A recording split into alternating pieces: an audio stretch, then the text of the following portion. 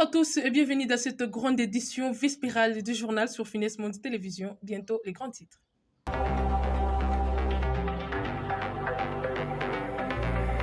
Le président de la République démocratique du Congo, Félix-Antoine Tshisekedi Tshilombo, est arrivé à Davos en Suisse. On en parle tout de suite dans ce journal. Et puis en Afrique, Yoweri Museveni célèbre sa victoire. L'opposition exprime sa déception. Et pour finir, à l'international, le président de Guatemala déclare l'état de siège après de meurtres des policiers par des gags. Dames et messieurs, une fois de plus, bonsoir.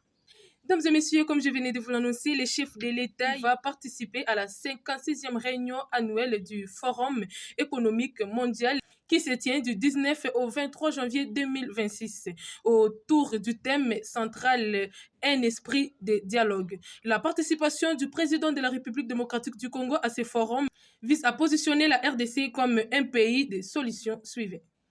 Après une pression américaine dans l'est de la République démocratique du Congo, l'AFC M23 avait annoncé les retraits de troupes d'Uvira, la deuxième ville de la province du Sud Kivu, dont les mouvements avaient pris le contrôle début décembre. L'essentiel des combattants et des matériels militaires avaient bien quitté les lieux, mais une présence militaire et administrative de l'AFC M23 restait encore sur place jeudi. Le mouvement a finalement annoncé son retrait total de la ville. Ce samedi après-midi, des colonnes de combattants de l'AFC M23 ont été vues quittant Uvira. Suivez. Davos, une ville des Alpes suisses, a ouvert ses portes au Forum économique mondial qui accueille plus de 2500 participants, des décideurs mondiaux qui se réunissent sous le thème un esprit de dialogue afin d'aborder des défis de la planète avec notamment des leaders politiques et économiques majeurs. Invité parmi les chefs d'État leaders mondiaux à la 56e édition du Forum économique mondial, le président de la République Félix-Antoine Tshisekedi Tshilombo est venu participer ce mardi 20 janvier 2026 aux côtés de ses pairs à cette rencontre de haut niveau afin de débattre des enjeux mondiaux et définir les priorités. La cérémonie du jour a été marquée par des allocutions de bienvenue et d'adresses spéciales. L'appel à une action collective confère au Forum économique mondial une importance particulière. Davos, une fenêtre stratégique, aura plus de valeur si le Forum économique mondial est utilisé comme un exercice de souveraineté narrative, imposer une lecture sécurisée des alliances de langage et convertir la présence en décision et suite vérifiable. La République démocratique du Congo, au cœur de l'Afrique, pays solution, attend du Forum économique mondial concentrant les principaux décideurs politiques, économiques et médiatiques et une coopération plurielle sur une base non négociable de la souveraineté, des droits internationaux et des paix vérifiables. La 56e édition du Forum économique mondial, encore une rencontre annuelle où les dirigeants mondiaux vont discuter des grands défis sous le thème « Un esprit de dialogue ». Dotée d'un potentiel unique, la République démocratique du Congo, au cœur de l'Afrique, choisit d'activer des partenariats stratégiques dans un cadre de dialogue fondé sur le respect de la souveraineté et de la paix durable, vérifiable.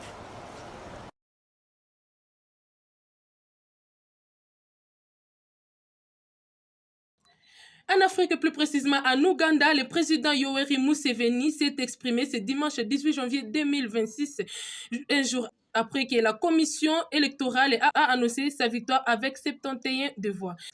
Le chef de l'État au 7e mandat depuis 40 ans rempli pour un 7e mandat à l'âge de 81 ans dans le cadre de son parti dans son fief de Roi-Kitura à l'ouest du pays. Le président réélu a vanté la victoire de son parti. Suivez. Thank you.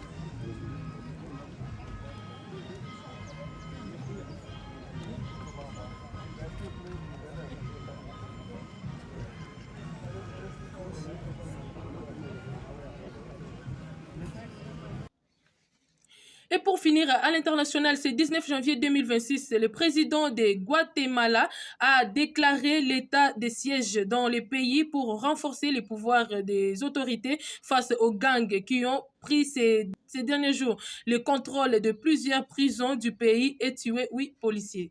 Plus de précisions dans les reportages. Por eso he decidido decretar estado de sitio en todo el territorio nacional por 30 días a partir de hoy. Este tiene como objetivo garantizar la protección y la seguridad de los ciudadanos, al mismo tiempo que permite utilizar toda la fuerza del Estado, especialmente la de la Policía Nacional Civil y del Ejército de Guatemala, para actuar contra las pandillas y las maras e impedir sus acciones terroristas. El estado de sitio no altera la vida cotidiana en sus actividades normales, el funcionamiento de las instituciones públicas o privadas, ni la movilidad de las y los ciudadanos, o los procesos de renovación de las autoridades judiciales o ningún otro proceso de naturaleza política. Las clases fueron suspendidas solo para el día de mañana como una medida preventiva. La aplicación del estado de sitio se restringe a los ámbitos del combate contra la criminalidad organizada, las maras y pandillas y las acciones de violencia destinadas a aterrorizar a la población. Pero es importante que reconozcamos que nada de esto es casualidad. Ocurre justo cuando el avance del país para librar a las instituciones de las redes criminales que traficaban corrupción e impunidad rinde resultados claros.